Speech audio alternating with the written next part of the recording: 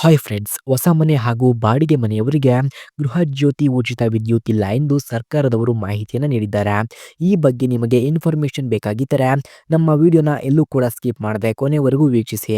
ಹಾಗೆ ನಮ್ಮ ಚಾನಲನ್ನು ಯಾರು ಕೂಡ ಸಬ್ಸ್ಕ್ರೈಬ್ ಆಗಿಲ್ಲ ಅಂದರೆ ದಯವಿಟ್ಟು ಸಬ್ಸ್ಕ್ರೈಬ್ ಆಗಿ. ಓಕೆ, ಬನ್ನಿ ವಿಡಿಯೋನ ಸ್ಟಾರ್ಟ್ ಮಾಡೋಣ. ಫ್ರೆಂಡ್ಸ್, ಕರ್ನಾಟಕ ರಾಜ್ಯ ಸರ್ಕಾರದ ಗೃಹಜ್ಯೋತಿ ಯೋಜನೆಯು ಬಹುತೇಕ ಮನೆಗಳಿಗೆ 200 ಯೂನಿಟ್ವರೆಗೆ ಉಚಿತ ವಿದ್ಯುತ್ ಒದಗಿಸುತ್ತಿದೆ.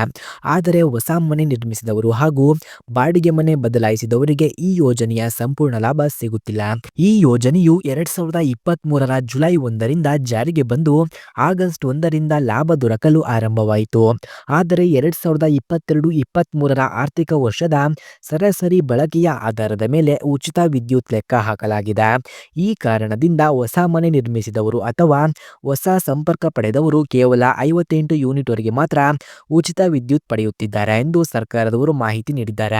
ಬಾಡಿಗೆ ಮನೆಯಲ್ಲಿ ಇದ್ದಂತಹ ಇಂದಿನ ಗ್ರಾಹಕರು 98 ಯೂನಿಟ್ ಬಳಸುತ್ತಿದ್ದರೆ ಹೊಸ ಬಾಡಿಗೆದಾರರು 150 ಯೂನಿಟ್ ಬಳಕೆ ಮಾಡಿದರೂ ಅವರಿಗೆ ಕೇವಲ 98 ಯೂನಿಟ್ ಉಚಿತ ಲಭ್ಯ ಎಂದು ತಿಳಿಸಿದ್ದಾರೆ.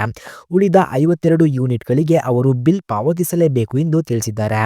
ಈ ಲೆಕ್ಕಾಚಾರ 2022-23ರ ಬಳಕೆಯ ಮೇಲೆ ನಿಗದಿಯಾಗಿರುವುದರಿಂದ ಹೊಸ ಬಾಡಿಗೆದಾರರು ಸಂಪೂರ್ಣ ಲಾಭ ಪಡೆಯಲು ಸಾಧ್ಯವಾಗುತ್ತಿಲ್ಲ.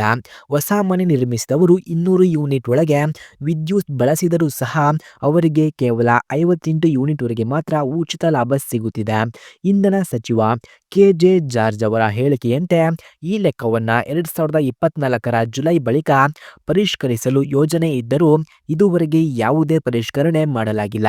ಸಮಸ್ಯೆಯ ಪರಿಹಾರಕ್ಕಾಗಿ ಸರ್ಕಾರ ಹೊಸ ಮನೆಗಳಿಗೆ ಅಥವಾ ಹೊಸ ಬಾಡಿಗೆದಾರರಿಗೆ ಪ್ರತ್ಯೇಕ ಲೆಕ್ಕಪತ್ರ ರೂಪಿಸಿ ಅವರ ಬಳಕೆಯ ಆಧಾರದ ಮೇಲೆ ಉಚಿತ ವಿದ್ಯುತ್ ನೀಡುವ ವ್ಯವಸ್ಥೆ ಮಾಡಬೇಕು ಎಂದು ಕೈಗೊಂಡಿದೆ.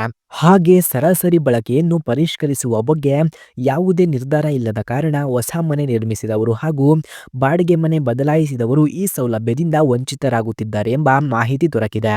ಸೊ ಫ್ರೆಂಡ್ಸ್, ಈ ಮಾಹಿತಿ ನಿಮಗೆ ಇಷ್ಟವಾಗಿದ್ದರೆ ದಯವಿಟ್ಟು ನಮ್ಮ ಚಾನಲನ್ನು ಸಬ್ಸ್ಕ್ರೈಬ್ ಮಾಡಿಕೊಳ್ಳಿ.